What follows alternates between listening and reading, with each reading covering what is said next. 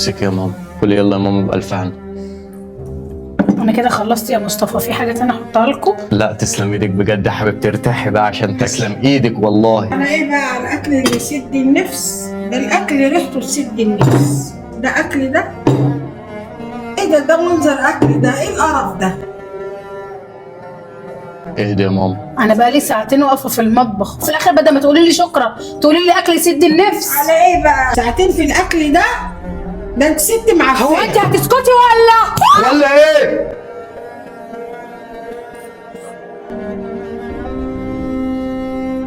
عايزه تضرب امي باللي في رجلك؟ ده انت ست قليله الادب. غوري في 60 داهيه.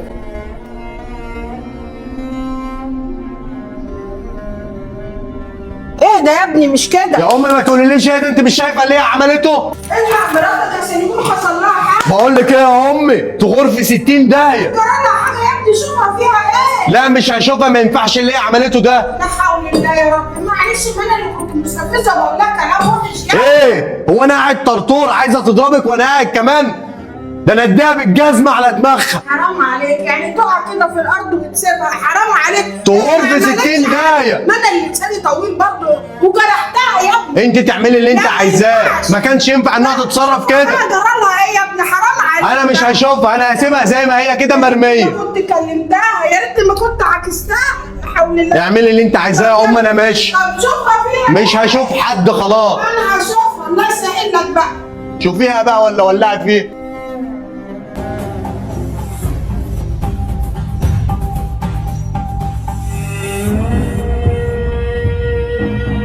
اصحي. في ايه يا مصطفى؟ هو انت مش عارفه في ايه؟ هو انت فاكره ان اللي عملتيه ده هيعدي بالسهل؟ فاكره اهانتك لامي دي هسكت عليها؟ مصطفى دي حاله وبتجيلي يا مصطفى، انت ما تعرفش انا فيها ايه. حلا، انا ما كنتش في وعي. انا بقى اللي هجيب لك الحالة. انا هخليكي تندمي انك عملت حاجه انت زي مش قادر تسامح ليه يا مصطفى؟ اكتمي خالص ما اسمعش صوتك. خلاص مش هسامح غير لما اخد حق منك، غير لما اخد حق اهانة امي. انت بس تشد حيلك بس كده. عادي على فكره، انا كان ممكن اطلقك بس ده مش حل. لو انا طلقتك يبقى بريحك، انما انا مش هريحك. ايامك الجايه سودة. مصطفى ما الكلام كان قدامك وهي اللي استفزتني وعصبتني، وانا ما حسيتش بنفسي انا بعمل ايه يا مصطفى، وانت عارف ان انا بتعصب من اقل حاجه. حلو، استفزتك. سامحني يا مصطفى المره دي. يعني انت شايفه ان اللي انت عملته ده صح؟ طب انا هسألك سؤال، لو انا عملت كده في امك هيبقى الوضع ايه؟ ايه رأيك؟ مش عارفه ترد طبعا. عموما حسابك معايا بعدين، وانا مش هسيب حق اللي حصل ده، مش هسيب حق امي. انا هعلمك الادب، هعلمك الادب يا هانم. جوزك قاعد وما تحترموهوش ليه؟ طرطور؟ ماشي.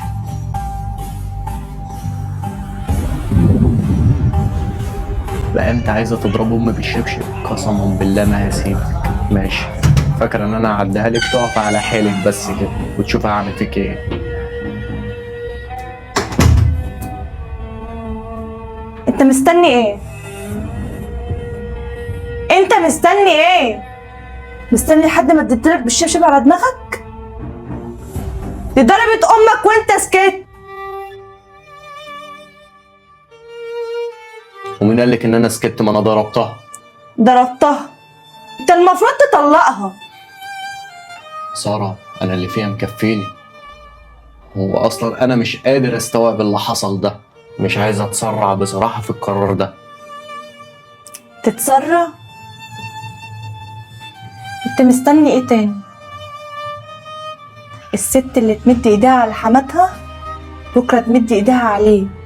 مش بس كده، ده هتهينك. يخرب بيتك، وانت بتسخنيه على مراته؟ وقعتك سودة، نهار اسود على عيال وسنينها السودة. فعلا انت معاك حق. احنا ناس عندنا كرامة، عمر ما حصل لنا اللي بيحصل ده. انا عقلي مغيب ولا ايه؟ انا فعلا لازم اطلقها، انا لازم اطلقها والموضوع ده هيخلص. لا يا مصطفى مفيش طلاق. انت بتتجسسي علينا؟ مش عايزين الموضوع ياخد اكتر من حجمه. الموضوع ابسط من كده. في ايه يا ست انت؟ في ايه؟ انت هتتبسطي لما تخربي بيت اخوكي؟ ما تخليكي يا ماما هاديه كده، هيقعد لك على فكره. بلاش كده يا ماما، ده اخوكي ومرات اخوكي. يا بنت الموضوع مش مستاهل، احنا كده بنخرب على اخوكي. يعني ايه مش مستاهل يا امي؟ انا شايفه يا بنتي ان انا اللي كنت غلطانه ومش عايزين نخرب بيت اخوك يا بنتي. يعني انت شايفه اللي هي عملته ده صح؟ انا هنا بدافع عنك. على فكرة يا امي، انا متفق مع رأي اختي. الست دي ما ينفعش تعيش دقيقة واحدة في البيت ده.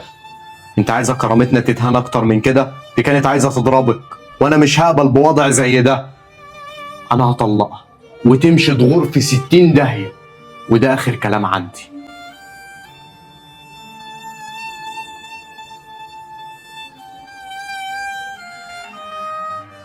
طلاق مش هتطلق يا مصطفى، وانا قلت لك انا اللي غلطانه. تطلقها ده الطلاق مش حل، لازم يبقى عندك صبر يا ابني.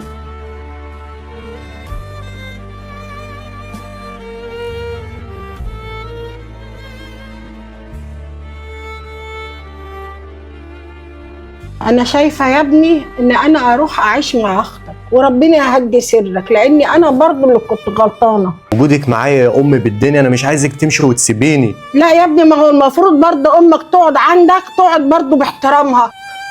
ما كلنا بنغلط يا امي، ايه يعني غلطت يعني؟ لا معلش، انا اللي كان اسلوبي وحش معاها والمفروض ما كنتش اعمل معاها كده. وهي برضو المفروض ما كانتش لا تتصرف انا كده. استفزتها، لو انا عملتها كويس ما كانتش عملت ما كده. هي برضو ما كانش ينفع تتصرف التصرف بالله ده. عليك يا شيخ، الكلمه الطيبه حسنه.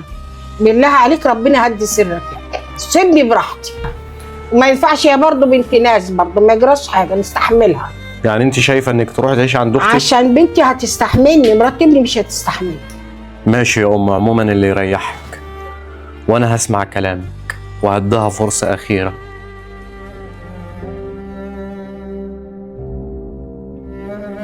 يلا يا ماما واللي يريحوا بقى، يلا. يلا يا بنتي يلا. طب اقعدي يا ماما اتغدي معانا. لا يا ابني كفايه كده، كفايه كده، ربنا يهدي سرك. النبي عليه افضل الصلاه والسلام وصانا وقال لنا ان القوي مش هو اللي يكسب الخناقه، القوي هو اللي يقدر يمسك نفسه وقت الغضب. وبكده نكون وصلنا لنهاية أحداث الرسالة. اعملوا شير وصلوها لأكبر عدد ممكن من الناس، شجعونا نكمل، واللي ينفذ يصلي على النبي ويكتب تم في الكومنتات.